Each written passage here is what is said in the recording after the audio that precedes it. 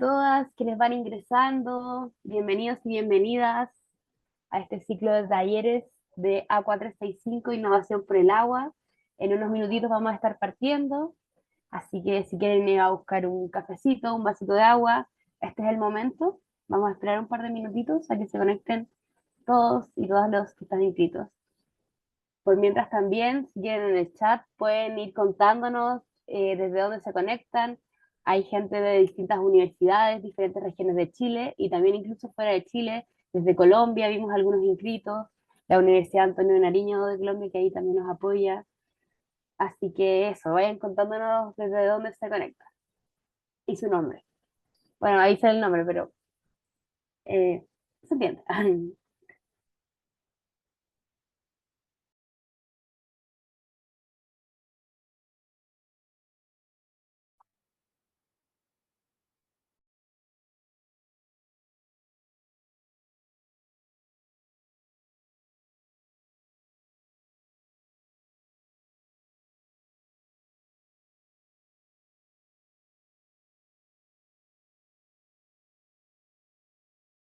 Hola, Ahí, Hola, ¿se hola escucha? Rodrigo, ¿cómo estás? Sí. Bien, gracias. Ah, qué bueno que se escucha. Sí, qué bueno que te conectaste. Ya vamos en 114 conectados, así que estamos esperando 2 minutitos más y vamos a partir con todo el ciclo de talleres. Así hay que harta Qué súper gente. contenta. popular, qué popular. Sí, sí, muy popular, así que ahí también, harto, hoy hay 40 mensajes en el chat, a ver, vamos a ir leyendo. De Santiago de Chile, Silent Puerto Montt, desde Quintay, eh, desde Temuco, Angelina, Huachuraba RM, también Javier desde Santiago, desde Valparaíso, desde la Universidad Antonio de Nariño, Colombia, El Monte, San Esteban, Santiago, uy, mucha gente, Temuco, harto Temuco, Rancagua, Santiago, y más Temuco, con todo Temuco, Farellones, Temuco, Chacabuco, Temuco, eso, nos gusta mucho que participe gente de diversas regiones y también sobre todo ahí Temuco bien activo pensando en que tenemos un desafío en A465 que es en la comuna del TEN, San Bernardo también. ¡Ay, qué alegría! ¡Qué Y alegría! hasta Puerto Montt. Hasta allá hay Sí, gente. sí, muchísimas. Maipú. Ahí también voy a poner la mía. La actividad, qué re. Chiloé, Sergio desde Chiloé también. Mucha diversidad. Ya, yo creo que Los Ángeles y Santiago. Yo creo que siendo las 19:05, ¿les parece que partamos? Eh, Como les comentaba, bienvenidos y bienvenidas a este ciclo de talleres Agua 365, Innovación por el Agua. Quizás muchos de ustedes tuvieron la oportunidad de participar en el evento de lanzamiento que hicimos en mayo, uno presencial, y también hicimos uno la semana pasada online. Pero igual queremos como recordar un poco a qué va este ciclo de talleres sobre desafíos hídricos con comunidades. Primero que todo, mencionarles que esta instancia la organiza Fundación Ingeniería Sin Fronteras, también la área de vinculación con el medio de la Facultad de Ciencias Físicas y Matemáticas de la Universidad de Chile. También nos va a apoyar hoy día quienes exponen y también son parte de quienes organizan CAPTA, que es el Centro Avanzado de Tecnologías para el Agua, y también nos apoya Open Buchef de la Universidad de Chile. Así que muy contentos y contentas que ya hayan 135 personas activas en este ciclo de talleres. Y contarles, obviamente, muy breve, a lo mejor para quienes no tuvieron la posibilidad de participar en el lanzamiento, que es, eh, ahora sí, ¿qué es Agua 365? Agua 365 es un desafío que partió como Hackathon por el agua y ahora toma este nombre, que busca empoderar a estudiantes de diferentes regiones de Chile, incluso fuera de Chile, a desarrollar prototipos y diseños de soluciones sostenibles y escalables para resolver problemáticas de comunidades en contexto de vulnerabilidad hídrica. Y esto lo hacen a través del apoyo de mentores y mentoras de la academia y de la industria hídrica. Por lo tanto, creo que lo que más caracteriza a 465 es que es un proyecto colaborativo, que reúne a distintos actores de la sociedad ante estos desafíos hídricos.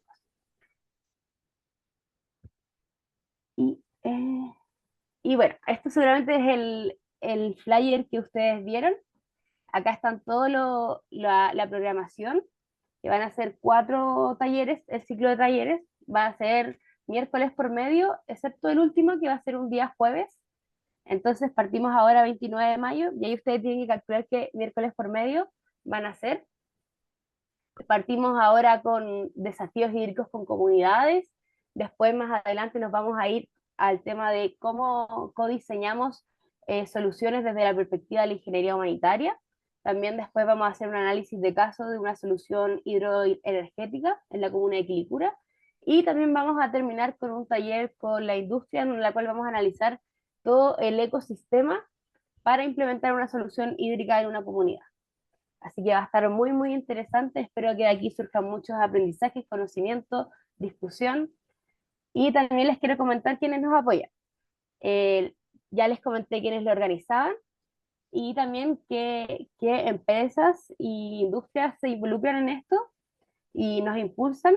Tenemos a Silem, también tenemos a la cervecería AB InBev, tenemos a Ecopreneur, tenemos a Ecopreneur, Black and Beach y también la empresa Vector. Y en cuanto a las universidades que están adheridas a Aqua, aunque sé que acá en este momento están participando muchas más, por lo que vemos conectadas, está la Universidad de Chile, que nos facilita este espacio, está la UTEM, la USACH, la Universidad Antonio Nariño de Colombia, está la Universidad Santo Tomás, la Universidad Católica de Temuco y la Universidad de la Frontera. Ah, y también la Universidad Adolfo Ibáñez. Así que esos son quienes también nos están ayudando a impulsar este proyecto. Y ya para que quede un poco claro como a qué va este ciclo de talleres y cuáles serían como un poco la modalidad, van a ser, como comentamos, 4 sesiones en formato online, vía Zoom. Siempre le vamos a estar mandando antes el enlace, como lo fue ahora por correo. Sin embargo, queremos tener un medio, un canal de comunicación mucho más directo con ustedes, donde no solo a lo mejor podamos compartir el material de apoyo de este taller o podamos resolver a veces dudas rápidas en cuanto al taller o en cuanto a la posterior certificación, sino que también sea como un espacio de networking, donde nos podamos conectar entre todos, compartir cosas, a veces artículos interesantes, ofertas, lo que sea un espacio de networking para este nicho hídrico. Así que ahí pueden ir escaneando ese QR y ese QR los va a llevar al grupo de WhatsApp. Así que sería súper bueno si todos lo pudiesen escanear y ser parte del grupo de WhatsApp y nos siguiéramos comunicando por ahí. Bueno, contarles que este ciclo de talleres no incluye evaluaciones, sino que es más bien de reflexión, discusión, aprendizaje, pero sin evaluación. Y también que para optar a la certificación de la Universidad de Chile junto a Ingeniería Sin Fronteras se requiere un 75% de asistencia, eso equivale a 3 de 4 talleres al menos, pero la idea es que participen de los 4. Y también como modo de formalidad les pedimos que ingresen con su nombre y apellido, porque eso nos facilita a nosotros también el registro para después ver el tema de la asistencia. Eso, los invitamos a participar, cualquier pregunta o comentario lo pueden ir dejando por el chat, o también cuando abramos el micrófono para discusión o el expositor lo mencione, también ahí pueden levantar la mano.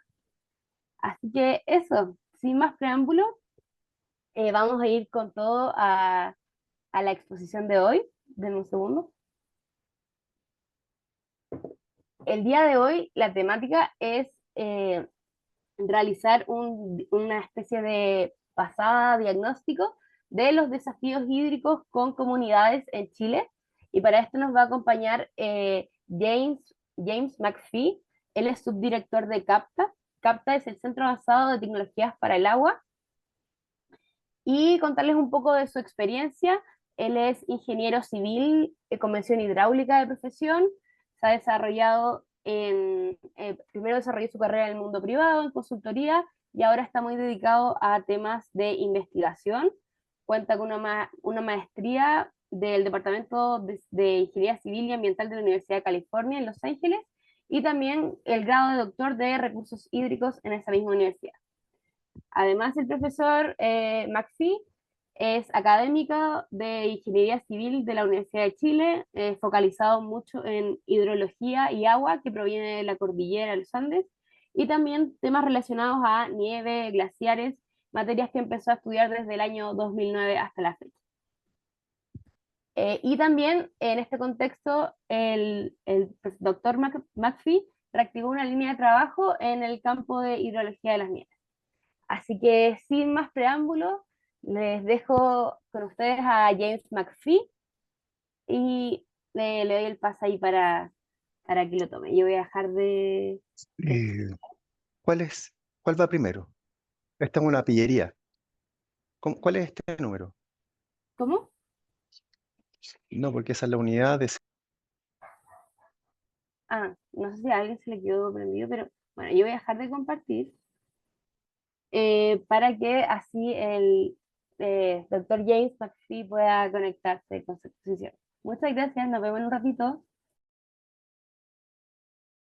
Muchas gracias, Claudia, por la presentación. ¿Se escucha bien? ¿Se ve mi pantalla también? Sí, se escucha, pero no está Sí, completa todo todavía. perfecto. Ahí sí, Sí, ahí sí. ya pues. Bueno, en primer lugar, quiero dar las gracias a la Fundación Ingeniería Sin Fronteras y a la Universidad de Chile, a Bumbo Chef, al Centro Capta, a todos los que hacen posible este evento. Yo hace mucho rato que no hablaba para tanta gente, así que estoy bastante nervioso. Espero no meter las patas demasiado. Además, también es un desafío muy grande hacer una charla, como dice Claudia, de diagnóstico. Sería un poco soberbio de mi parte pretender que voy a hacer un diagnóstico muy comprensivo, digámoslo así, o completamente exhaustivo de los temas de recursos hídricos en Chile y tal vez eventualmente en otras comunidades. Voy a dar una visión que yo seguramente es parcial y seguramente es incompleta, pero que espero que pueda hacer, de alguna forma hacerle sentido a ustedes como participantes de este desafío, de alguna manera en lo que significa la experiencia que cada uno de ustedes ha tenido respecto del agua. Entonces, me gustaría simplemente iniciar la conversación, y espero que sea una conversación también, eventualmente. Aquí avanzamos, ¿cierto?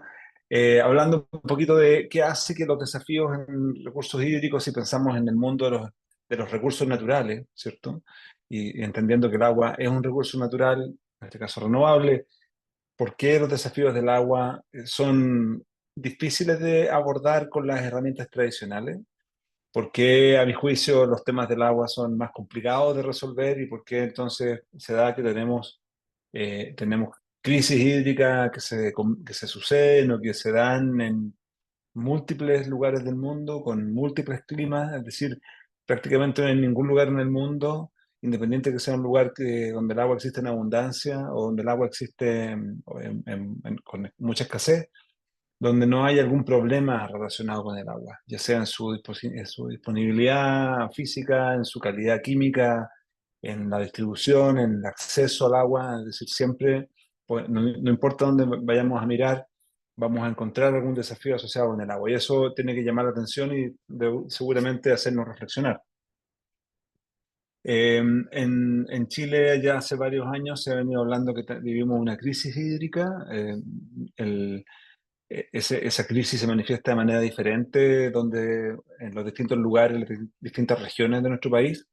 Y si hay algo que tiene en común las crisis hídricas en el mundo es que típicamente corresponden a una combinación de elementos que podríamos llamar físicos, es decir, la disponibilidad del agua, la hidrología, las precipitaciones, etcétera, por una parte, y por otro lado, todo lo que tiene que ver con la gobernanza del agua. Quién asigna, ¿cierto?, los volúmenes de agua, quién es encargado de proveer el financiamiento para llegar al agua, para traer el agua donde se le necesita, quiénes tienen que ponerse de acuerdo para administrar el agua que existe, cuáles son los distintos usos del agua que vamos a contemplar en nuestro esquema de repartición, etcétera, etcétera, etcétera. Siempre tenemos en el fondo estas dos dimensiones y muchas veces puede ocurrir que existiendo agua físicamente, igual tengamos algún problema de escasez, producto de que los otros elementos de financiamiento, gobernanza, acuerdos, instituciones, no estén funcionando adecuadamente. Así que en esta presentación espero yo poder hacer una pasada, un barrido al menos de algunos elementos que yo considero que son importantes a la hora de estudiar este problema.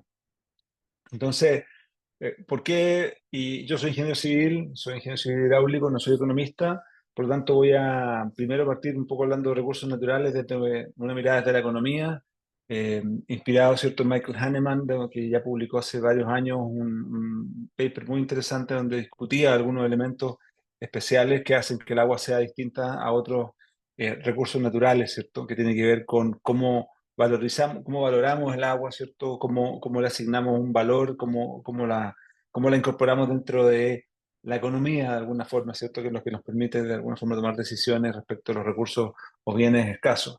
Entonces, en primer lugar, podríamos decir siempre que el agua es simultáneamente un bien público y un bien privado, ¿de acuerdo? El agua como bien privado la podemos entender como un insumo intermedio tal vez para producir otras cosas.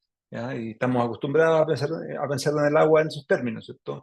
La usamos para el riego, la usamos para la producción industrial, ¿cierto? Y ese uso tiene algunas características, por ejemplo, que es un uso excluyente. El agua que es usada por un actor no puede ser utilizada por otro, queda fuera, ¿cierto? Excluida de ese uso. Tal vez una excepción para esto es el agua utilizada para generación hidroeléctrica, aunque es un asterisco. Eh, Usualmente uno puede tratar de asignar un valor de mercado si es que uno es capaz de construir un modelo económico del uso del agua para como insumo, donde se puede encontrar un valor y ese valor típicamente está asociado a algún beneficio marginal de algún usuario que usa el agua para producir algo, ya sea agua potable o un cultivo, ¿cierto? U otro bien. Y simultáneamente el agua es un bien público donde se provee a la comunidad, donde hay muchos actores que perciben un beneficio sin necesariamente incurrir en algún costo para percibir ese beneficio, donde tenemos múltiples usuarios que se pueden beneficiar con el mismo volumen de agua en el mismo tiempo. Ahí tenemos alguna imagen, ¿cierto? Los usos ambientales, ¿cierto? Los usos recreativos, turísticos, muchas veces son ejemplos de usos que transforman el agua en un bien público y que típicamente las sociedades asignan un cierto valor que muchas veces es mayor que el valor económico que podríamos encontrar para el agua en un uso alternativo, ¿ya? Así que ahí se nos empieza a complicar la naturaleza del agua, ¿cierto? Como bien público, bien privado, con el valor que le asignamos, con el precio, ¿cierto? Que muchas veces nos refleja ese valor, etcétera. Y como digo, no, lo digo desde alguien que ha estudiado el tema, pero que no es un experto en el tema. El agua también, ¿cierto? Es un recurso que a diferencia de otros recursos naturales se mueve, ¿de acuerdo? Se mueve y va de un lugar a otro y en ese movimiento lleva consigo una huella, ¿cierto? La huella de ya sea material en disolución, material suspendido, ¿cierto? O información eventualmente. Y ese movimiento entonces hace que muchos usuarios puedan aprovechar el agua a lo largo del recorrido de manera secuencial, ¿de acuerdo? Y muchas veces el agua que es un desecho de un usuario aguas arriba se transforma en el recurso disponible para el usuario aguas abajo y ahí se generan, ¿cierto? Algunas tensiones también, ¿cierto? Cuando estamos pensando en quién es responsable, por ejemplo, de dejar una cierta cantidad de agua en el río para que otra persona la use, o cuál es la propiedad de las aguas que consideramos un desecho, ¿cierto? Y que sobran a ciertos usuarios, pero que al mismo tiempo son muy importantes para usuarios de agua abajo. ¿Qué pasa cuando alguien aumenta su eficiencia en el uso del agua y es capaz de aprovechar mejor esa agua, ¿cierto? Extraer más valor de cada gota, pero dejar al mismo tiempo cada vez menos agua sobrante en los ríos, qué ocurre con los usuarios de aguas abajo, etcétera, etcétera. En Chile nuestros ríos, por ejemplo, están típicamente seccionados, están divididos en secciones a lo largo de su cauce, y se supone que cada una de estas secciones es de alguna forma hidrológicamente independiente de las otras, y por lo tanto se pueden repartir las aguas entre los usuarios de manera, de alguna forma, sin considerar los usuarios de aguas abajo. Esa es una realidad o un supuesto antiguo que la naturaleza y la realidad, la data ha probado que no es real, ¿cierto? Pero que está de alguna forma también reflejado en nuestra normativa, en nuestra legislación y que también genera problemas. El agua es variable en el tiempo y en el espacio. Si cuando calculamos promedios, las cosas se ven usualmente razonablemente bien. Típicamente en Chile es un país que en promedio tiene una cantidad suficiente de agua, pero por supuesto esa agua, como todos ustedes saben, está distribuida de manera altamente no uniforme en el espacio, y eso hace que los usuarios de una zona del país, ¿cierto? O los usos, las comunidades de una zona del país no pueden acceder al agua disponible en otras zonas del país. Y también está distribuida no uniformemente en el tiempo, lo que hace que en ciertos momentos, ¿cierto? Haya déficit, ¿cierto? Escasez, y en otros momentos haya superávit, que genera muchas veces costos por daños, ¿cierto? Como hemos visto recientemente en nuestro país. Hay dificultades para muchas veces sincronizar la oferta y demanda. Nosotros en Chile tenemos, vamos a ver un poquito más adelante, ¿cierto? En algunos casos la demanda y la oferta de agua están bien sincronizadas, pero en muchos otros casos la demanda y la oferta de agua no están para nada bien sincronizadas en el tiempo. Eso genera entonces necesidades de obras y las obras, ¿cierto? Que típicamente se asocian al agua son obras que son intensivas en costos de capital, bastante intensivas en operación, y eso entonces impone, ¿cierto?, unos desafíos grandes desde el punto de vista de la evaluación económica de los proyectos. Eh, el costo del agua, entonces, como decíamos, es un costo especial o es distinto al de otros recursos naturales. La analogía clásica que hacemos, ¿cierto?, tiene que ver con la energía. Comparativamente, ¿cierto?, ustedes ya lo han experimentado en este mundo que estamos viviendo, ¿cierto?, donde hay una transición hacia la electromovilidad, hacia la electrificación. La energía, ¿cierto?, es bastante fácil de transportar, pero muy difícil de almacenar y es muy cara de almacenar. Mientras que el agua es al revés, el agua es relativamente barata de almacenar, pero muy cara de transportar. Y eso entonces impone, ¿cierto?, algunos desafíos y hace que los proyectos asociados a poder aprovechar el agua tienen una cierta naturaleza, una cierta estructura de costos, una cierta estructura de inversiones que son especiales. Los activos, ¿cierto? Las obras que se requiere construir para aprovechar el agua son muy caras en general, son grandes inversiones. Los activos que se requieren para aprovechar el agua son no reutilizables y de larguísima vida útil. ¿Cierto? Nosotros tenemos ya en Chile infraestructura hidráulica, por ejemplo, perdonen la referencia centralista, pero el embalse Rapel, que el año pasado circularon videos muy interesantes del embalse Rapel vertiendo agua durante las crecidas, ¿cierto?, del mes de junio y el mes de agosto. Ese es un embalse que se construyó hace más de 50 años atrás y opera, ¿cierto?, probablemente ya bastante más allá de la vida útil que se planificó en su momento. Eh, Típicamente los proyectos de aprovechamiento hídrico están sujetos por esta naturaleza intensiva en las inversiones iniciales a grandes economías de escala, ¿ya? Es decir, hace sentido hacer un proyecto típicamente más grande que muchos proyectos pequeños. En energía, siguiendo siendo el símil, ¿cierto? Ha estado más en boga el concepto de soluciones distribuidas, ¿cierto?, en el territorio. En el caso del agua eso no es tan fácil de lograr y muchas veces tiene mucho más sentido hacer soluciones que estén concentradas y que impliquen obras más caras para resolver el problema, que muchas veces va a implicar tratar de generar obras que resuelvan el problema de más comunidades y más personas, y eso hace entonces más complejo, ¿cierto? Porque requiere la coordinación de más actores y que también además provee, o sea, más bien promueve que las soluciones hídricas tiendan o se presten naturalmente para actores monopólicos en lo que se refiere al suministro. ¿Ya? ¿De acuerdo? El suministro descentralizado es un poquito menos eficiente desde el punto de vista económico ya, en el caso del agua que en el caso de otros bienes. Em, una cosa que muchas veces no se puede ignorar es que el agua es percibida como esencial, ¿cierto? Es decir, nosotros le atribuimos, nosotros se lo atribuimos, el agua es esencial, ¿cierto? La vida en la Tierra no es posible sin acceso y sin disponibilidad al agua. Es irreemplazable el agua en ese sentido, ¿cierto? Es esencial como input económico. Eh, y las personas quieren acceder al agua y disfrutan y demandan, ¿cierto? Una cantidad de agua típicamente que es mayor que lo que es estrictamente necesario para la supervivencia biológica, ¿de acuerdo?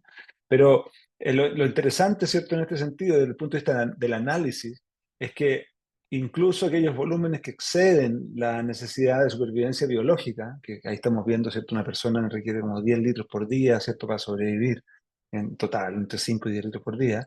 Todos esos volúmenes en exceso igual son considerados como esenciales y claves, ¿cierto? Y la gente le asigna, ¿cierto? Un nivel de, diremos, emotividad bien importante a su vinculación con el agua. Y eso entonces genera enfoques conductuales donde muchas veces las herramientas clásicas de análisis económico, ¿cierto? Donde si algo más caro yo lo voy a usar un poco menos, etcétera, empiezan a ser menos aplicables. El agua en general muestra patrones de demanda por parte de las personas que son bien inelásticas al precio en general.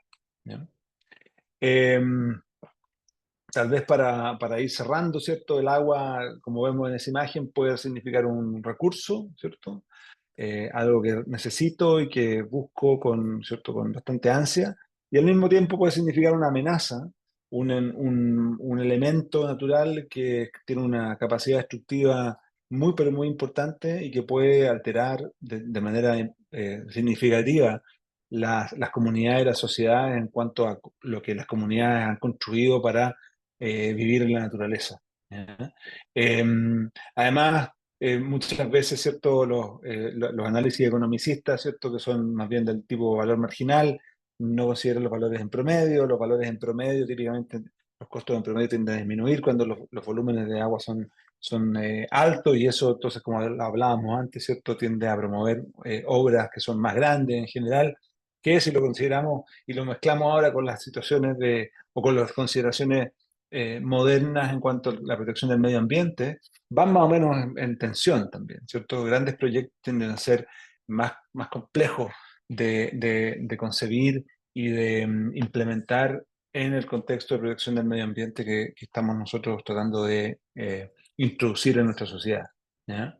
Finalmente también la vinculación del agua con el desarrollo económico, el crecimiento económico, se ha ido desacoplando, ¿cierto? A lo largo de la historia. En algún momento de nuestra historia, en particular en Chile, ¿cierto? Podíamos encontrar una vinculación bastante fuerte entre el uso del agua y el bienestar económico de una región. Hoy en día eso no es necesariamente tan así. Evidentemente la disponibilidad de agua hace una diferencia desde el punto de vista de la capacidad de generar bienes y bienestar para una comunidad, pero hoy en día esa asociación no es tan fuerte como solía serlo hace algunas décadas atrás, cuando efectivamente la economía de Chile dependía menos de cosas como los servicios y otras cosas así. Eso respecto como cuando nosotros analizamos el contexto del agua desde el punto de vista de evaluar proyectos, evaluar alternativas, ¿cierto? Decidir dónde poner, dónde no poner, cuánto entregar, cuánto usar para distintos usos. Desde el punto de vista de la hidrología, que es más el área más cercana a lo que yo trabajo, vale la pena hacerse la pregunta si es que tenemos mucha o poca agua en Chile, ¿ya? Yo me disculpo de antemano si es que mucha gente en la audiencia que ya conozca todo esto. Muchas veces una charla para mucha gente es difícil de hacer en términos de no saber cuál es cuál es la experticia de los asistentes. Pero bueno, si me dan permiso unos minutos, simplemente quería hacer este recorrido, digámoslo así, de hidrología de Chile 101, haciendo el símil o hidrología for Dummies que quise poner aquí y que resume de alguna manera, ¿cierto?, cuál es la situación de nuestro país en cuanto a la disponibilidad de agua y la hidrología. ¿Ya? Aquí tenemos entonces, por ejemplo, una figura, muestra el territorio nacional, típicamente hablamos de 4 macrozonas en general, ¿cierto? La zona norte, la zona centro, sur y austral. En Chile existen 100 o 101 cuencas principales, ¿ya? Las que aparecen, varias de las cuales aparecen en ese mapa, dibujadas en naranja. Y hay también subcuencas y subsubcuencas, que es la manera en que el Ministerio de Obras Públicas, ¿cierto?, clasifica el territorio en términos hidrográficos. Tenemos, ¿cierto?, que la distribución de las precipitaciones, que es donde finalmente el alimento, ¿cierto?, de la hidrología la variable de entrada para nuestro análisis hidrológico y de disponibilidad de agua, se ve distribuida de esa manera, ¿cierto?, desde el punto de vista de los milímetros por año en promedio que caen sobre cada una de nuestras regiones en el territorio. Y ustedes se pueden dar cuenta entonces que desde la zona norte, donde prácticamente no hay precipitación, 45 milímetros al año, 70 milímetros al año, hasta la zona austral, donde tenemos 3.000 milímetros al año, ¿cierto? Es un factor de varios órdenes, de un par de órdenes de magnitud, ¿cierto? Y eso induce esta variabilidad espacial en la cual yo les comentaba, y que finalmente determina, ¿cierto?, la disponibilidad de agua en el territorio. No solamente el promedio muestra una situación bastante disímil a lo largo de nuestro territorio, ya esto no es novedad para nadie, pero cuando pensamos también en la distribución temporal de las aguas, vemos realidades que son bastante también particulares a lo largo del territorio nacional. Esta figura lo que muestra, ¿cierto?, son distintas series de tiempo, de caudales medios diarios en distintas cuencas de nuestro país, desde el norte hasta la zona austral, y vemos figuras que se ven bastante diferentes. Por supuesto, el eje vertical muestra las diferencias importantes en las magnitudes promedio de los caudales, ¿cierto? Ahí tenemos el río San José, donde el eje vertical va de 0 a 6, el río Grande, ¿cierto?, en la región de Coquimbo, que va de 0 a 60, el río Juncal, perdón, el río Juncal, sí, de que va en la región de Valparaíso, de 0 a 50, el río Cautín, que va desde 0 a 600, y finalmente el río Cisne en Aysén, que va de 0 a 2500, ¿se fijan? Entonces hay una enorme diferencia a lo largo del territorio, pero también cuando miramos en el tiempo, vemos, por ejemplo, que en la zona, y aquí voy a tratar de usar el puntero a ver si me resulta, vemos que en la zona del extremo norte, el norte grande, efectivamente los caudales son muy bajitos, pero son bastante parejos, ¿cierto?, a lo largo del año, con algunos eventos extremos, ¿cierto?, de muy corta duración, pero, asociados, ¿cierto?, a lluvias altiplánicas que generan crecidas en los ríos. Cuando nos movemos, y aquí hay muy poquita agua, efectivamente, pero el agua que hay es un agua que de alguna forma tiene una cierta estabilidad en el tiempo. Cuando miramos nos vamos un poco hacia el sur, en la región de Coquimbo, vemos un comportamiento que es un poco diferente, en el sentido que tenemos caudales que suceden, periodos de bajo caudal, de sequía, intercalados con periodos de alta disponibilidad, ¿cierto?, de años con más agua.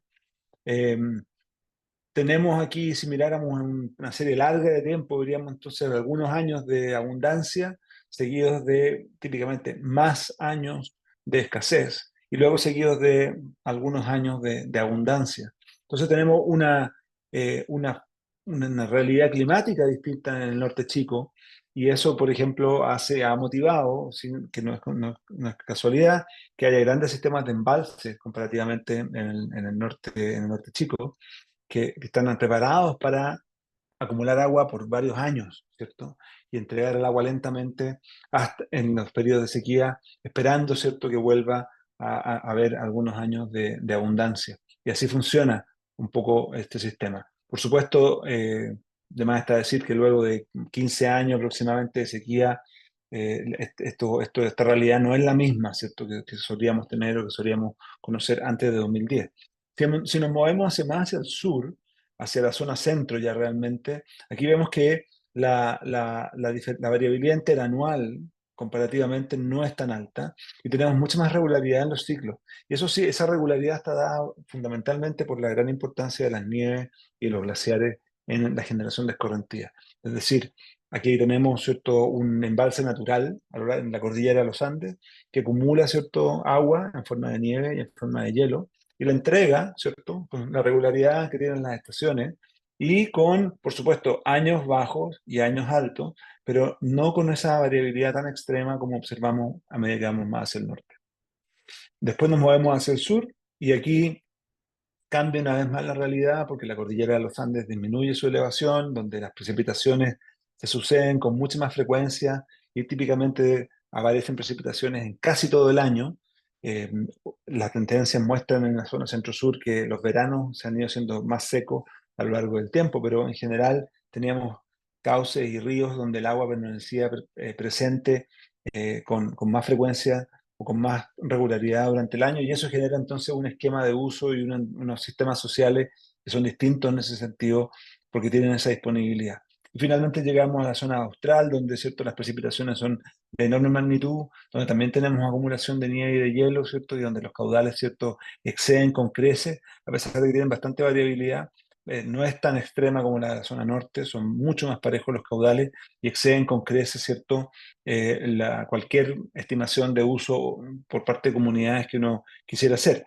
Aquí la salvedad, ¿cierto?, es que tenemos una interacción entre el océano y las aguas dulces, donde se genera entonces un ecosistema bastante único en sí, justamente por la mezcla de agua dulce y agua salada, y que da pie, ¿cierto?, a que haya un nivel de productividad, ¿cierto?, un nivel de productividad marina, ¿cierto?, muy, muy, muy importante y una biodiversidad también muy importante, ¿cierto?, que se debe, ¿cierto?, y en gran parte, ¿cierto?, florece gracias a este gran influjo de agua hacia el océano. Si miramos ahora, abrimos el capó y miramos debajo de la superficie de la Tierra, vemos que también existe en Chile lo que llamamos los acuíferos, ¿cierto? Las formaciones geológicas que son capaces de contener agua que también proviene de la superficie en algún momento, ¿cierto? Y que se recarga y que generan cierto movimiento del agua, pero mucho más lento que el movimiento que observamos en los ríos, ciertos cauces superficiales, y desde donde se puede extraer agua, ¿cierto? Mediante elementos mecánicos, mientras bombas elevadoras, ¿cierto? Desde el año 50 aproximadamente, cuando se inventaron las bombas impulsoras ya de gran capacidad, ¿cierto? El agua subterránea se ha constituido en un tremendo recurso y el lugar donde vamos a buscar agua cuando en realidad todas las otras fuentes superficiales no son confiables. En Chile se han utilizado, ¿cierto? Las aguas subterráneas, son importantes en muchas regiones, en muchas zonas del país. Eh, y la evidencia, la data, lo que muestra es que en algunas de esas zonas, ¿cierto?, se ha experimentado un descenso en los niveles de las aguas subterráneas, tal que hoy día se encuentran en algunos casos un poco amenazadas.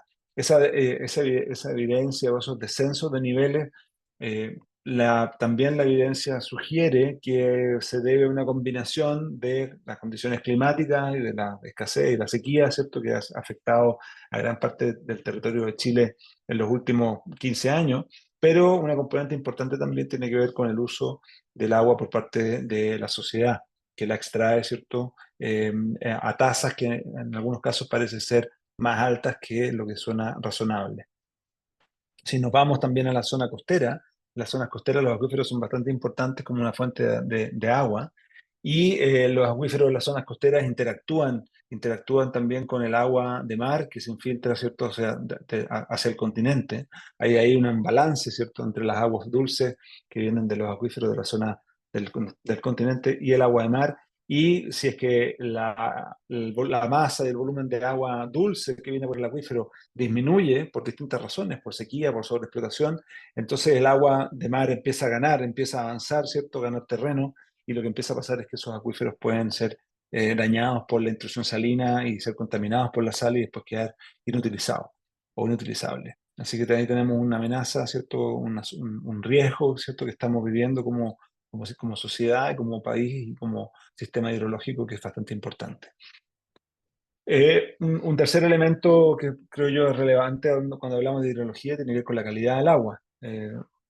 Algunos de nosotros nos enseñaron, ¿cierto?, que el agua tenía que estar disponible en cantidad y calidad para los usos que se pretenda darle. Y en ese sentido, en Chile tenemos algunos desafíos, ¿cierto?, en cuanto a la calidad del agua, porque básicamente, en parte por una combinación de nuestra geología, o sea, hay desafíos de calidad que son naturales, producto de la geología de nuestro país, y otros desafíos que están más asociados a la actividad humana. Hay bastantes metales y sólidos disueltos en las aguas de Chile. Aquí tenemos algunos listados, ¿cierto?, de algunos elementos que son relevantes y que en la zona norte, sobre todo, ¿cierto?, generan algunos problemas y dificultades de acceso.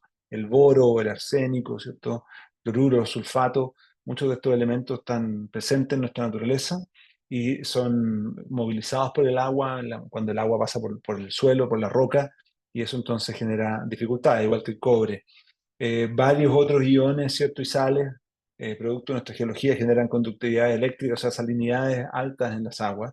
La salinidad también puede ser aumentada por el uso indiscriminado de fertilizantes en la actividad agrícola y eso entonces, esa salinidad en exceso también puede ser problemática al momento de usar el agua para la agricultura, puede contaminar los suelos también y generar dificultades. Más hacia el sur y asociado típicamente a las concentraciones de personas, ¿cierto? Y a la actividad agrícola, vemos también la presencia de nutrientes como el nitrato, el fosfato, que llegan al agua producto de la actividad humana, ¿cierto? Las aguas residuales de las personas, las aguas de exceso de la actividad agrícola también contienen estos elementos. Y esos elementos, cuando los dejamos en la naturaleza, ¿cierto?, generan entonces un potenciamiento de las cadenas tróficas, crecimiento de algas y impacto negativo en la calidad. Ahí, por ejemplo, ¿cierto?, en lagos y lagunas cercanos a zonas urbanas, aquí en la zona central tenemos la Laguna Garén, por ejemplo, que es un ejemplo interesante. En la zona sur, el lago Villarrica, que es donde existe, por ejemplo, hoy en día una norma secundaria de calidad ambiental que se aplica en ese lago. Son espacios donde se ha ya visto el efecto, ¿cierto? El efecto acumulativo y negativo de los excesos de nutrientes que pueden provenir, ¿cierto?, de la actividad humana. El agua en Chile se usa para distintas cosas. Se usa fuertemente para irrigación, en la zona central, en la zona norte también. Recientemente tuve la suerte de visitar Arica por otra actividad y quedé muy impresionado, ¿cierto?, por la actividad, el nivel de sofisticación, el nivel de eficiencia que tiene la actividad agrícola en esa zona, en Arica. Entonces ahí tenemos un uso muy importante. Tenemos, por supuesto, el uso para abastecimiento humano, que representa algo así como un 15% a nivel nacional, pero que la zona central, por supuesto, con la concentración de personas que tenemos en Santiago, Valparaíso, Viña, Rancagua, ¿cierto?, representa más del orden de un 30% aproximadamente del uso del agua. Después tenemos los usos industriales, generación de energía y otros, y después el uso minero, ¿cierto?, concentrado en la zona norte, en zona norte grande, y en la zona centro también, con la actividad minera que existe en la región metropolitana, de Libertador Bernardo Higgins y otras, ¿no? La disponibilidad de agua, yo mostraba al inicio un gráfico que mostraba las precipitaciones. Cuando transformamos esas precipitaciones en escorrentía, es decir, en caudal en los ríos, ¿cierto?, y lo aplicamos a la población de cada región, vemos entonces cómo anda la disponibilidad en metros cúbicos por persona por año de agua en nuestro país. Estas son estimaciones ya de algunos años atrás, así que me disculpo, pero es lo que tenía más a mano para mostrar. Y aquí lo interesante de ver es que hay algunos estándares internacionales que hablan que con una escorrentía per cápita de menos de 1.000 metros cúbicos por persona al año, podemos hablar de que una región, una zona, se encuentra en estatus de gran estrés hídrico. Y vemos entonces que en ese sentido, al 2015, la zona norte toda está bajo ese umbral. En la zona centro, la quinta y la metropolitana también están bajo ese umbral, es decir, estarían en un estado de estrés hídrico. Solamente cuando ya llegamos a la sexta región, perdón, a la región de O'Higgins, Maule, Biobío, hacia el sur, la disponibilidad ya se relaja y pasa a ser no de estatus crítico. Eso es re importante para mostrar. Ahora, por supuesto, de nuevo, ¿cierto?, estos son promedios. Podemos ir perfectamente y encontrar comunidades en la región de O'Higgins, en la región del Biobío, en la región del Maule, donde por distintas razones el acceso al agua no esté asegurado y donde haya estrés hídrico también por razones más bien no disponibilidad física, sino que por problemas de acceso al financiamiento, por infraestructura deficiente, por infraestructura antigua, por vulnerabilidad de una fuente específica, ¿cierto?, para una comunidad. Para ir cerrando, ¿cierto?, el contexto regulatorio que tenemos en nuestro país, ¿cierto?, ha ido cambiando bastante aceleradamente, diría yo. Eh, Sabemos que el agua está tipificada como un bien nacional de su público, pero que convive con esa definición el hecho de que los derechos de aprovechamiento de agua están tipificados como bienes privados, como derechos de propiedad real. Eso significa que son derechos que se pueden vender, se pueden comprar, se pueden heredar, etcétera, etcétera, etcétera. Hay bastantes regulaciones hoy día respecto al uso de los derechos de aprovechamiento. Se han ido perfeccionando, a mi juicio, a lo largo del tiempo. Hoy en día la capacidad de especular con estos derechos es mucho más baja que la que solía ser. Y hay muchos más incentivos para no acaparar derechos de agua si uno no los está usando, de manera que se vayan mitigando algunas de las distorsiones, ¿cierto?, que podía existir en algún momento en el pasado. Los suministros de agua potable en general en las zonas urbanas están dados por empresas que son monopólicas y que están reguladas por la Superintendencia de Servicios Sanitarios, ¿cierto? Y además los usuarios de agua que son titulares de derechos de aprovechamiento están en la ley, se supone que están organizados, ¿cierto?, a nivel de cuencas, secciones de río, de acuíferos, de canales.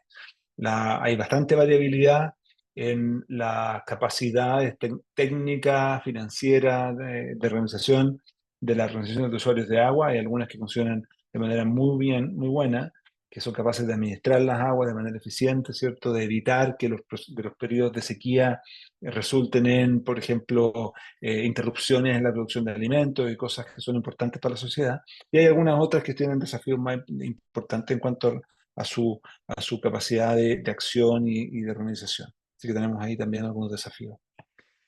Así que para resumir y ir cerrando, yo quisiera de alguna forma convencerlos o tal vez proponer la idea de que los desafíos hídricos están influenciados por factores hidrológicos y por factores de gestión, de manera prácticamente miti y mota, ¿cierto? 50-50. En Chile se ha avanzado de manera bien importante en la disponibilidad de datos y de conocimiento sobre el funcionamiento de nuestro sistema hidrológico.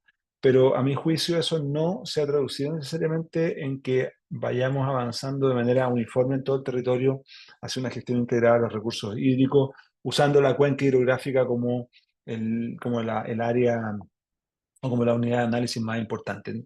Creo que tenemos que ser capaces de dar un salto cuantitativo y cualitativo en que tal que la disponibilidad tecnológica, ¿cierto?, en el sentido de capacidad de medición, capacidad de transmisión de información, capacidad de almacenamiento de datos y todo lo demás, vaya transformándose en información y que esa información informe, valga la redundancia, del conocimiento y que ese conocimiento se aplique para la toma de decisiones.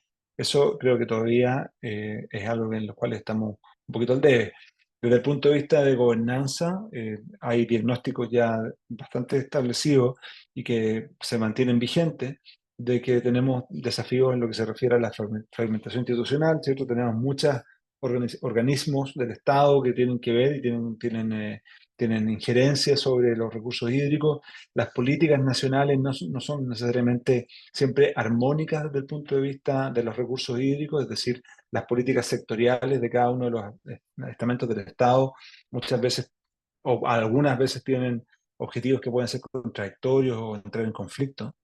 Tenemos todavía algunos desafíos en cuanto a la gestión integrada, ¿cierto?, a escala de cuenca y alguna debilidad en organizaciones de usuarios que tenemos que seguir avanzando para subsanarlas.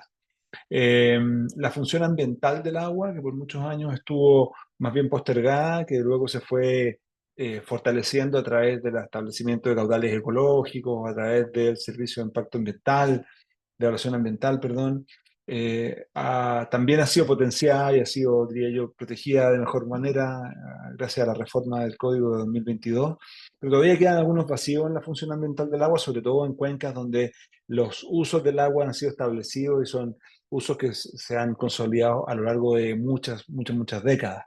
Entonces eso también es necesario avanzar en esa dirección. No puse aquí, pero creo que ahora que lo estoy mencionando, creo que también el abastecimiento a las comunidades, sobre todo a las comunidades rurales, a las comunidades periurbanas, que no están, que no están adscritas a una área de concesión de una empresa sanitaria. Ese es un desafío que tenemos en Chile también.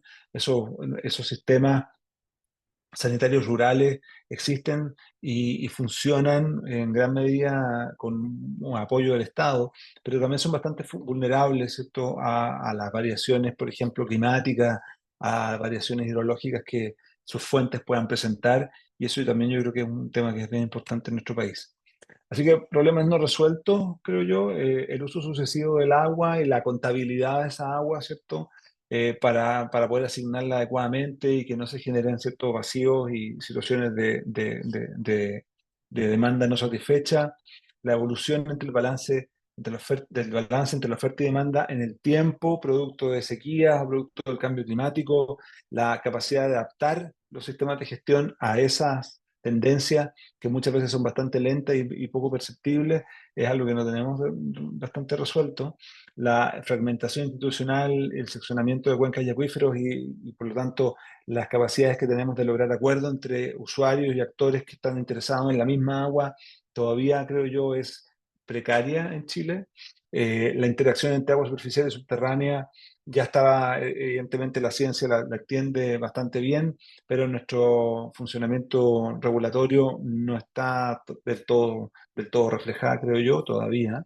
La gestión de la calidad del agua, el medio ambiente y la biodiversidad se ha ido de a poco poniendo al día, pero no está al mismo nivel que tenemos, por ejemplo, en cuanto a gestión de volúmenes de agua y el uso intersectorial de las aguas, la gestión del territorio para proteger aguas, ¿cierto? Para distintos usos, para proteger la función ambiental, para que las agendas nacionales sean coherentes y que también las agendas y políticas a nivel nacional, a nivel regional, a nivel territorial, sean coherentes y armónicas. Creo yo todavía esa capacidad de coordinación, esa capacidad de conversación entre los actores con interés en el agua a distintos niveles está disminuida en Chile. Con eso llego al final de mi presentación. Espero que les haya hecho algún sentido y feliz de tomar algunas preguntas. Gracias. Muchas gracias, James, por esa tremenda presentación que acabas de realizar. Personalmente, a mí me gustó mucho ese enfoque que le diste respecto a no solo el tema hidrológico, sino también la gestión y cómo tiene que haber una coherencia, como tú dices, entre los distintos actores para poder sobrellevar esta situación. Eh, Nos llegó una pregunta, pero también me gustaría que empezaran, a lo mejor hay gente que quiere hacer las preguntas de forma micrófono abierto o si prefieren también ir dejándolas en el chat. Entonces, si alguien quiere hacer ahora una pregunta con micrófono abierto, lo invito o la invito a levantar la mano o también puede dejar su pregunta en el chat. No sé, ahí si alguien se anima a prender su cámara, su micrófono. Pero tenemos, bueno, y antes que todo, antes de darte el pase, Josefa Rojas, que está levantando la mano, nos habían preguntado al principio de la exposición, James, si esta presentación la iban a poder tener, el material, el PPT. Eh, sí, yo creo que sí. Tengo que ajustar algunas cositas para dar los créditos y los reconocimientos que merecen los autores de las distintas figuras y datos. Y una vez que logre hacer eso, entonces se las paso al tiro. Ya, perfecto. Entonces ahí, James, tú nos mandas la presentación y se las hago llegar a todos y todas las participantes por el mismo grupo de WhatsApp o por correo. Pero como tenemos ahí ese compromiso. Entonces, primero había levantado la mano Josefa Rojas. Josefa. Sí, hola. Bueno, primero muchas gracias por la presentación. Y quería hacer una consulta sobre, bueno, dada la particularidad de la geografía de Chile, tenemos mucho de todo, ¿cierto? Entonces no sé qué podríamos tomar como exponente para imitar un poco, a quién podríamos seguir en la parte de aguas, de control de agua, ya sea parte gubernamental o, bueno, lo que hacemos nosotros como ingenieros al final? Es una buena pregunta, nos hemos hecho esa pregunta un poco, ¿no? Y fíjate que no es fácil, no es fácil encontrar modelos que podamos adoptar. Yo diría así en frío que deberíamos, que no hay muchos ejemplos que podamos seguir. Uno, por nuestra diversidad climática, tenemos un mismo sistema regulatorio para climas que son eh, completamente distintos. Eso ya nos complica. Eh, a pesar de que la regulación chilena también tiene eh, aspectos específicos para las zonas más áridas, las zonas más húmedas, etcétera, etcétera. Pero además también nuestro ordenamiento jurídico es bastante especial. La forma en que nosotros administramos los derechos de aprovechamiento tiene pocos paralelos. Eh, Ahora, para no dejarlo así como tan como que no se puede, eh, yo diría que lo que sí hay algunos elementos que yo creo que son importantes que uno puede rescatar de los ejemplos internacionales de gestión y gobernanza hídrica.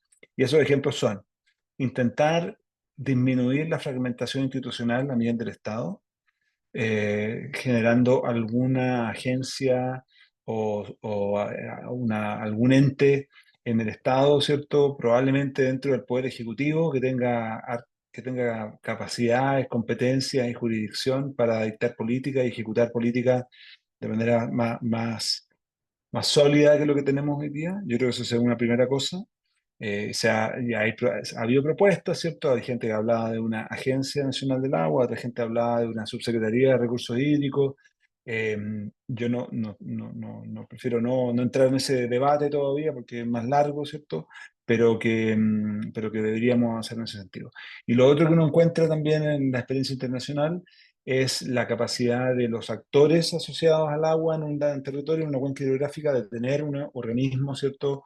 Un organismo de coordinación de organización, ¿ya?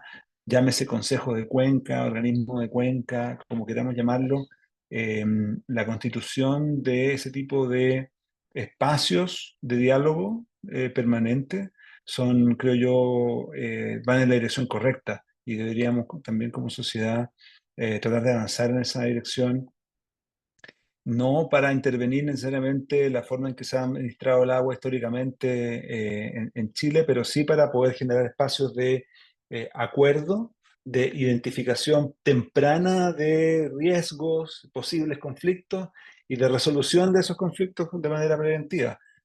Todas estas ideas de los enfoques anticipatorios, de la búsqueda de acuerdos, ¿cierto? De la gestión más participativa, se verían beneficiados en esa dirección. Hasta ahí es lo que más podría decir. Perfecto, muchas gracias. Perfecto. Eh, Creo que este era el orden. Después había levantado la mano George y después Paulina. Y también tenemos dos preguntas que nos mandaron por chat. Entonces, primero las preguntas de mano levantada a micrófono y después terminamos con esas dos preguntas que nos dejaron en el chat. ¿Te parece, James? Sí. Ahí le doy el pase a George. Muchas gracias, Claudia. Te saludo, doctor. Muchas gracias por la presentación, muy interesante. Se anticiparon un poco a mi pregunta porque justamente también quería saber su opinión respecto al tema de gestión hídrica, que me pareció la respuesta súper interesante en su momento, ¿no es cierto? También se propuso la creación de la Agencia Nacional de Agua por medio de la derogación del Código de Aguas en el primer proceso eh, constitucional. Entonces el tema de gestión de agua, entonces paso a la página y quería también consultarle respecto a las tecnologías eh, más novedosas o que se han ido implementando a partir de esta época de sequía a lo largo del país en los sistemas rurales de aguas. ¿Cuáles si ustedes tienen antecedentes de alguna en particular o cuál ha sido la innovación en un sector en particular para implementar tecnologías que permitan resolver esta crisis hídrica que como bien mostró, podíamos ver, se ha a lo largo de muchas partes del país. Sí, me gustaría muchísimo tener buenos ejemplos para responder esa pregunta, George. Yo creo que es excelente. Lamentablemente no estoy seguro que puedo mencionar algunos ejemplos y casos exitosos. Seguramente puede haber incluso en la audiencia gente que tenga más antecedentes que yo. Eh, lo que hemos leído y nos hemos informado es que, por ejemplo, en muchas zonas rurales, ¿cierto? Se ha ido recurriendo cada vez con más intensidad a soluciones de este tipo camión aljibe, ¿cierto? Para abastecer de agua a la población, a las comunidades. Y esa lamentablemente no podríamos llamar que sea una solución, digámoslo así, tecnológica o innovadora. En algunos casos puede ser incluso la mejor solución. Yo no voy a juzgar la solución de camión aljibe a priori, ¿cierto? Cabe preguntarse si es que podría haber otras soluciones para satisfacer algunos casos. Con colegas del Centro CAPTA, ¿cierto? Nosotros hemos estado trabajando y estudiando, por ejemplo, soluciones del tipo de desalación de acuíferos costeros para justamente suplir el abastecimiento en las zonas más cercanas a la costa. ¿Por qué lo menciono? Porque, como mencionaba antes, ¿cierto? Los acuíferos costeros pueden contaminarse con sal cuando el mar le gana la pelea, ¿cierto?, al agua subterránea, pero esa contaminación con sal es en concentraciones muy inferiores a la concentración del agua de mar. Entonces, puede hacerse incluso económicamente viable aplicar tecnología de desalación a esas aguas que son salobres pero no saladas, ¿cierto? Para a un costo menor abastecer la población, eventualmente proveer de agua para consumo animal e incluso también para riego de algunos cultivos bien específicos. Eso es algo que hemos estado tratando de explorar con más detalle. ¿Ah? Yo te diría que es otra alternativa. Y después las otras tecnologías tienen que ver con medición. Muchas veces nosotros nos obsesionamos con poder medir. Hay algunas típicas frases que dicen que no se puede gestionar lo que no se mide, ¿cierto? Entonces medir en sí mismo ya tiene un valor para que haya información que llegue a las comunidades, que llegue a la gente para que puedan tomar decisiones. Muchas gracias. Muchas gracias, doctor, por esa respuesta. Ahora venía Paulina Salazar, después Sergio, si no me equivoco, levante la mano y ahí también nos quedarían dos manos más. Eso sí, yo creo que en honor al tiempo tendría que ser esos que están ahora y ya nos agregarían otras manos más. Entonces nos quedan cuatro preguntas. Y ahora vendría Paulina. Hola, buenas tardes. Primero agradecer la charla, muy interesante. Y mi pregunta también tiene relación con lo que estaba hablando recién sobre los acuíferos costeros. Y lo pregunto en específico, por ejemplo, la isla Santa María en Coronel tiene un pozo de 300 metros para abastecer a 3.000 habitantes aproximadamente. Entonces, ¿cuáles son las amenazas que tienen los acuíferos costeros y qué, por ejemplo, qué precauciones deberían tomar la APR de esta isla para prevenir esta contaminación? Eh, Muchas gracias por la pregunta. No conozco el detalle completo del caso, así que voy a hablar muy en general y si hay algo que no aplica, por favor, te pido disculpas. Eh, en las islas, en las zonas cercanas al océano, el principal desafío y el principal problema o riesgo es que se sobreexplote el acuífero, ¿cierto? Y que la presión entonces del agua de mar hacia el interior de la isla, en este caso, haga que llegue agua de mar hasta el pozo. ¿Ya? Cuando eso ocurre, entonces ese pozo ya no queda inutilizado desde el punto de vista queda contaminado con sal porque es muy difícil de remover.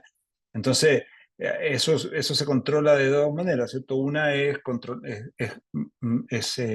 no sobreexplotar el agua del acuífero, ¿cierto? Mantener un monitoreo tal vez con otros punteras, por ejemplo, con sondajes, ¿cierto? En las cercanías de la costa para ir monitoreando la concentración de sal en el agua subterránea y que no te pilles prevenida la pluma de agua salobre entrando hacia el pozo. Tenemos que ser capaces de detectar esa entrada de la pluma salobre con mucha anticipación para poder tomar medidas. Y las medidas son o bombear menos agua o generar barreras hidráulicas, ¿cierto? Mediante la inyección de agua dulce para contrarrestar la entrada de agua de mar. En muchas zonas del mundo, ¿cierto? Se aplica esa inyección de agua dulce en las zonas costeras con aguas, por ejemplo, y me tocó verlo a mí, con aguas hervidas tratadas, con tratamiento avanzado, que generaba un agua de muy buena calidad y que se inyectaba justamente al acuífero para evitar la entrada del mar y la contaminación de los pozos. Muchísimas gracias. Ujú. Muchísimas gracias. Ahora vamos con Sergio y ya después de Sergio nos irían quedando dos preguntas, pero ojalá no se vayan porque vamos a sacar al final una fotito final, así que quédense por si unos minutitos más. Ahora le doy el paso a Sergio Gutiérrez para que siga con su pregunta. Sí, buenas noches. ¿Me escuchan bien? Sí. Ok, quería preguntar sobre el manejo de la información. No conozco muy bien el caso en Chile. ¿Cómo es el manejo de la información de las estaciones? ¿Qué tan fácil es el acceso a la información? Si tienen algún tipo de programa que incentive como un mejor monitoreo de todas esas variables hidroclimáticas, las que intervienen en ese manejo del agua, en ese manejo del recurso. Gracias por la pregunta. En Chile existen redes de observación que son administradas por agencias del Estado y que tienen sus protocolos, ¿cierto? Sus estándares de medición y algunas plataformas informáticas para poder acceder a los datos. En general, los datos de las agencias del Estado son datos que se distribuyen de manera gratuita. También hay varias otras plataformas de medición, muchas veces operadas por actores privados, por ejemplo, en el entorno de proyectos de inversión, proyectos ya sean mineros, energéticos u otros, o también por empresas de agua potable, y esa información no siempre está disponible de la misma manera. En ese sentido, yo creo que podríamos nosotros como sociedad avanzar hacia esquemas colaborativos de medición y de interoperabilidad de datos, de manera que toda la data pudiera estar siendo, ¿cierto?, vaciada en repositorios de acceso público. Me parece a mí que los datos, la disponibilidad de información y de datos es beneficiosa en general para todos los actores, eh, porque permite avanzar en temas de transparencia, de legitimación de la información, en complementariedad, etcétera. Hay montones de complicaciones, por supuesto, y siempre va a haber consideraciones y preocupaciones de privacidad y de información estratégica, ¿cierto? Sobre todo los actores, a veces privados, pero también públicos muchas veces. Pero lo que hemos visto en el mundo también es que la tendencia es que la data viva de alguna forma y sea interoperable y viva en plataformas que sean accesibles por la mayor cantidad de actores y gente posible. Ok, muchas gracias. Muchas gracias por esa respuesta. Ahora nos queda la pregunta de Nayeli Durán. Ahí, Nayeli, ¿estás por ahí? Y también después vendría la de Juan Pablo. Calla. Hola, muchas gracias por la charla, muy bonito, muy interesante. Yo vengo en representación, o sea, me conecté en representación de una comunidad, zona de sacrificio en Chile, Chacabuco. Nosotros estamos siendo bien impactados por el tema de las mineras y el último proyecto que la minera presentó en participación ciudadana voluntaria fue un proyecto de reutilización de agua de relave para uso industrial. Quería saber qué tan recomendable era, qué tan factible era esa solución y si sería factible también que la compensación que se pidiera desde la gobernanza de la comunidad sea también un sistema de reutilización de aguas, tal vez de reutilización de aguas grises, pero para riego comunitario también. Si sería también eficiente o muy difícil de llegar a eso. Gracias. Gracias por la pregunta, Nayeli. Yo creo que conozco el caso que mencionas en términos generales, pero no lo conozco en términos muy específicos ni soy experto en el caso. Por lo tanto, me cuesta dar una respuesta que te sirva a lo mejor de decir sí, no, esto no se puede, esto sí se puede. ¿Ya? Así que espero no decepcionarte demasiado. no lo sé. Lo que sí diría es que justamente esta noción de gobernanza colaborativa, de instancias permanentes de conversación, como se han tratado de implementar en Chile vía organismos de cuenca y otros, justamente lo que buscan es evitar que se llegue al momento de generar un proyecto y ya no haya acuerdo previo o no haya una identificación temprana de los aspectos, digámoslo así, de beneficio mutuo en estas iniciativas.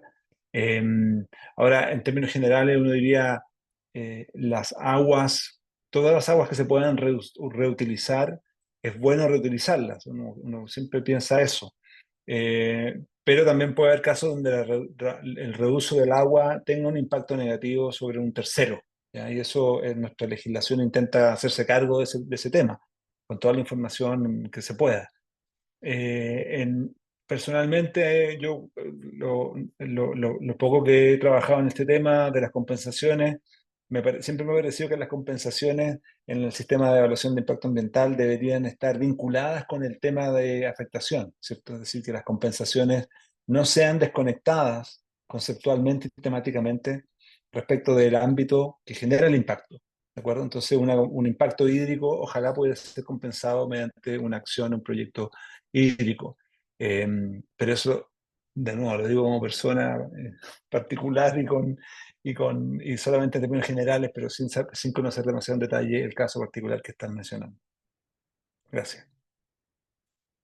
Muchas gracias. Continuándole ya con esto finalizar, ¿qué institución se dedica como a evaluar que no impacte a terceros y todo este tema de ver la eficiencia en verdad de que funcione la reutilización de aguas? Bueno, es el Servicio de Evaluación Ambiental de Chile el que está encargado de evaluar estas iniciativas en esta materia, ¿no? Muchas gracias. Muchas gracias, Nayeli, por esa pregunta y habernos comentado también de dónde venías, el caso, haber traído como un caso aquí a debate. Así que muy, muy interesante. Y ahora el pase es para Juan Pablo Calleja. Y esa sería la última pregunta, micrófono abierto, y a lo mejor después, doctor, le comento un poco lo que nos escribieron ahí en el chat. Hola, buenas. Sumándome a lo que dicen los compañeros, oye, muchas gracias por la presentación, estuvo súper buena, muy interesante. Y volviendo como dos preguntas atrás, acogiendo la pregunta que había hecho la compañera con respecto a intrusión salina, es un tema que me interesa mucho y quería saber qué tan difícil es generar este retroceso de la cuña salina por medio de esta barrera de pozos de inyección, o si hay algún caso en Chile o piloto que esté como próximo a desarrollo, que sepa usted, tú, James, con respecto a esa recarga. ¿Y qué tan viable, en el caso que no haya, así se ve para el futuro, en el corto plazo, mediano plazo? No sé, tú me dices. Ya, gracias por la pregunta. Yo no sé no creo que sea muy difícil, pero no es tampoco directo ni sencillo. En primer lugar, tienes que tener agua disponible para inyectar, ¿ya? Los ejemplos que yo conozco internacionalmente en países desarrollados y son a partir de aguas servidas, aguas domiciliarias servidas tratadas con tratamiento terciario, es decir, con osmosis inversa. Y recién esa agua se inyecta. Así que no es barato hacerlo, pero a veces, pero en algunos casos puede justificarse.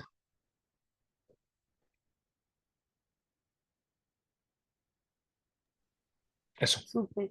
Muchas gracias por esa respuesta. También ahí en el chat ponían una pregunta, pero creo que se respondió ahora porque era una pregunta también relacionada a esta tecnología de la desalinización. Así que hay harto interés como por esa área y también, a ver otra, también hay otros temas que hablan más arriba en torno a la crisis hídrica en Chiloé. Por ejemplo, nos comenta Daniela que si bien no es por falta de agua, es más bien porque el suelo no puede retener los líquidos. Entonces ahí igual que nos comentan de distintos lugares, como un poco cómo lo viven ellos a nivel más local. y también que nos comenten como los distintos factores que ven en esto. Así que muy interesante. Quizás esta reflexión podríamos estar harto tiempo más, pero también en honor al tiempo de todos y en honor a su tiempo. Vamos a dejar hasta aquí las preguntas. Les damos las gracias a todas y todos por participar. Así que saquémonos una foto, prendan su cámara, las y los que puedan. Y eso, saquemos una foto para recordar esta primera sesión de este ciclo de talleres. Y también darle muchas gracias, doctor James, por toda su disposición a responder preguntas y por la exposición que nos trajo el día de hoy. Ahí ya parece que varios prendieron Súper. cámara. Ahí Álvaro, director ejecutivo de ISF, nos va a ayudar.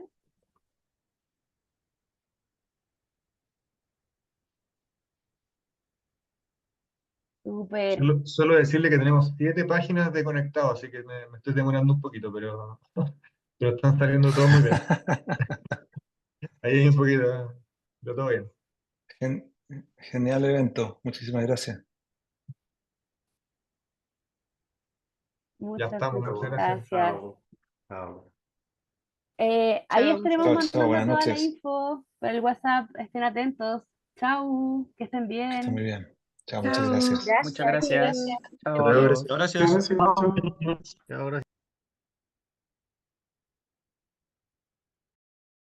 Chao, muchas Chao, gracias. muchas gracias.